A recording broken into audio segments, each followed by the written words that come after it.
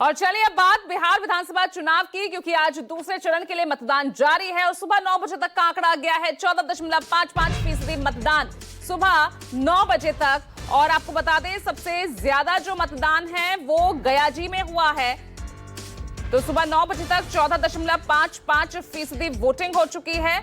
गयाजी में सबसे ज्यादा 15.97% वोटिंग और सबसे कम मधुबनी में हुई है 13.25%।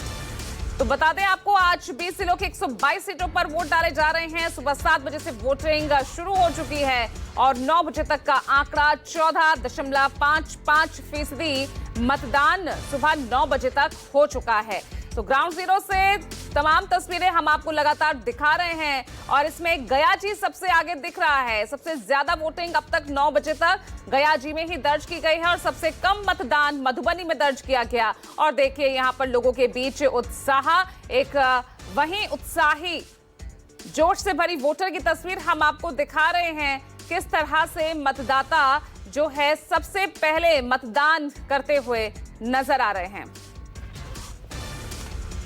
मैं गयाजी का रुख कर रही हूं, सौरभ हमारे साथ बने हुए हैं। मगध क्षेत्र बहुत इंपॉर्टेंट, ये 26 सीट्स और ऐसे में अग्नि परीक्षा ये कही जा सकती है। और मैं सीधा रुख कर रही हूं सौरभ, दिखाइए भाई 10 बज चुके हैं, माहौल दिखाइए, लोगों के अंदर जोश दिखाइए, उत्साह दिखाइए, क्या सोचकर वोटिंग करने जा रहे हैं सौरभ?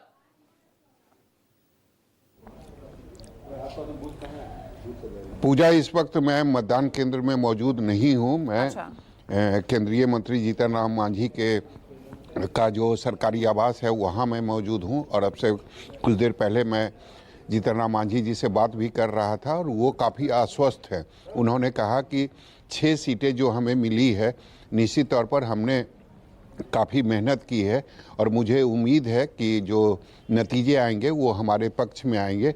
इसके अलावा उन्होंने यह भी कहा कि 2020 में मगध क्षेत्र में काफ़ी सफलता एनडीए को नहीं मिली थी।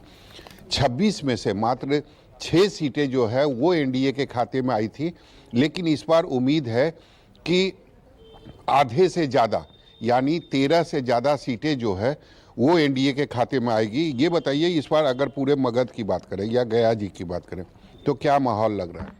देखिए, मगध ऑलरेडी जीतन राम मांझी का एक बड़ा चेहरा है, आपको मालूम भी होगा। और जब भी कभी सीटें मिली हम लोगों ने 100% सीट जीती। इस बार का भी चुनाव बहुत इंटरेस्टिंग है और हम लोग बहुत बढ़िया से रिजल्ट रहेगा और हम लोग बिहार की जनता बिहारियों के साथ है, बिहारियों के सम्मान के साथ है, विकास के साथ है, विकास बिहार के समृद्ध बिहार को बनाने के साथ है। तो इस बार भी प्रचंड बहुमत से एनडीए की सरकार, डबल इंजन की सरकार। लेकिन तेजस्वी यादव बदलाव की बात करते हैं। देखिए, उनके पास कोई मुद्दा नहीं है, मुद्दा विहीन है वो, क्योंकि वो सिर्फ शगुफा छोड़ रहे हैं।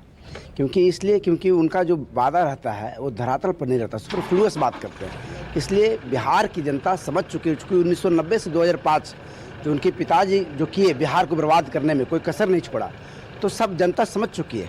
और इस बार 20 साल से जो नीतीश कुमार ने और डबल इंजन की सरकार ने जो बिहार को दिया है, चलिए